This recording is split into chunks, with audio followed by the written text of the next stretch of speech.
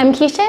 Welcome back. Several years ago, my mother was traveling and she stayed at a bed and breakfast. During her stay, she was served a baked apple pancake. She came home from that trip and recreated that dish for the family, and it soon became a favorite. So I want to show you how I make that same dish today. Let's go ahead and get started. So for this recipe, you'll need 1 or 2 apples of your choosing. I'm going to be using Golden Delicious because this is what was on sale at the store. And outside of this, you'll need a basic pancake batter. So I'm doubling the recipe that I normally make because I'm using a larger dish. So in my bowl, I have 2½ cups of all-purpose flour, 1/2 teaspoon of salt, 2 tablespoons of baking powder, 2 tablespoons of sugar, and then I'll be adding 1/4 cup of vegetable oil. You can also use canola oil, and I'm using soy milk, and I'll be adding 1½ cups of soy milk and then 1 teaspoon of vanilla. So I'll go ahead and get started by peeling my apples. It doesn't really matter where you start peeling your apple, but go ahead and peel it.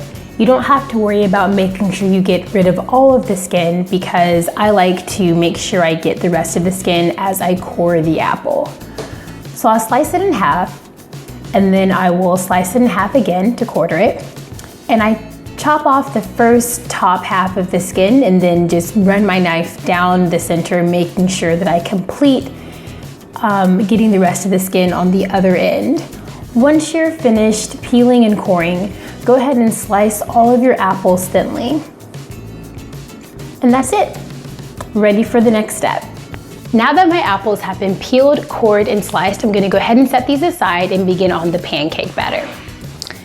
So in this bowl, I have 2 cups of all-purpose flour, and all I'm going to do is just add all of my dry ingredients. That is the baking powder, salt, and sugar. And just combine this well.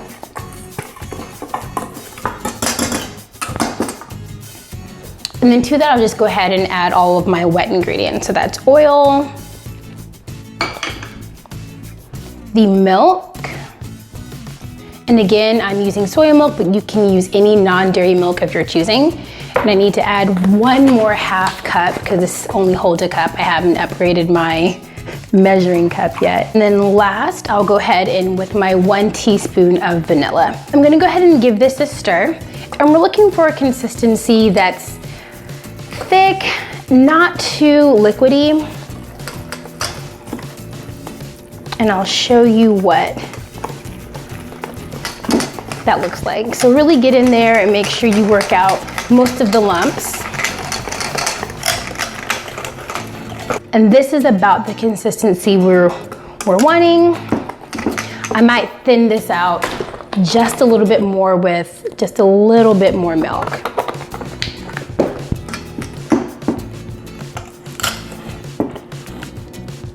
That looks perfect. So it's sliding off really easily, but it's still nice and thick. So now all we have to do is begin to build our pancake. I like to start with the sweetener on the bottom, and today I'll be using agave nectar, but you can also use maple syrup or honey. So all you want to do is just begin with your sweetener.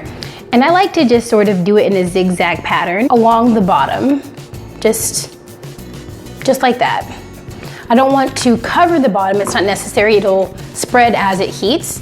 And then on top of this, I'll just go ahead and begin to layer my apples along the perimeter and work my way inside.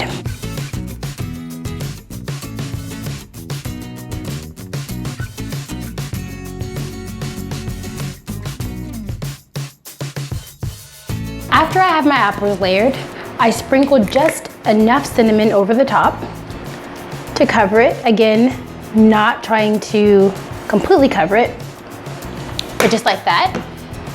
And then you go on with your pancake batter.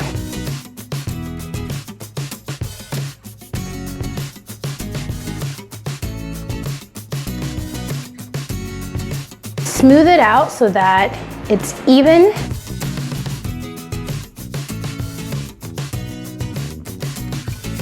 Finish it off with just a little more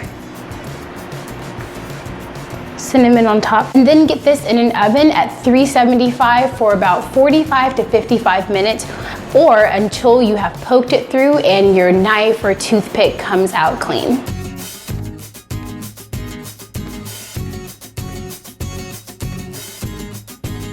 Look at that. Generally, you would like to let it sit and cool for about 10 minutes before you slice it, but I don't really have that luxury and I'm kind of hungry. I don't know if you can hear that sizzle.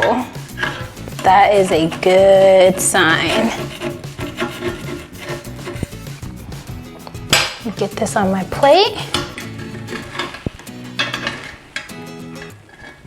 Gonna go ahead and just drizzle some agave nectar right over the top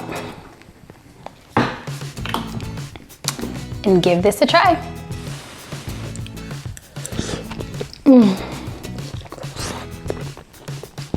It's hot, but it's so good. Brings back, it's really hot. Brings back a lot of memories. Now this dish may not be the quickest because you do have to leave in the oven for at least 40 to 50 minutes depending on your oven. But the great thing about this is it's something that you can put in the oven and do other things around the house while you're getting ready for breakfast or brunch. Whereas pancakes, as much as I love a good flapjack, I don't always want to stand over a stove and have to babysit each pancake, and they're not really good if you make them ahead of time. With this, you can time it so that when guests arrive, you're ready to pull this out of the oven and serve it fresh and hot. You guys, give this recipe a try and let me know how you like it in the comments below. As always, thanks for watching and happy eating.